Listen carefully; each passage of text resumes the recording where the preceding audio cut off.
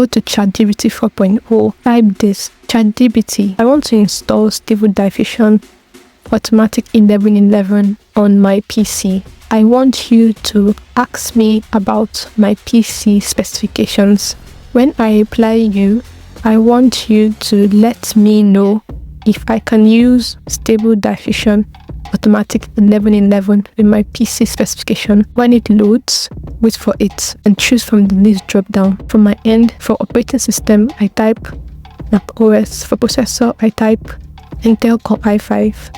For graphics card, I type AMD Radeon Pro 5300. For RAM, I type 32 gig. And for storage type, I type 499 gig and click enter. And then it will list out your PC specifications and whether you can use Stable Diffusion without running into problems. When it asks you if you want to proceed, you type prompt, yes, I would like guidance on how to proceed with installation on my PC. And then to generate every step you need to follow every step to the letter, and you can start using Stable Diffusion Automatic 1111 on your PC. Don't forget to like, comment, and subscribe for more AI tips and tutorials.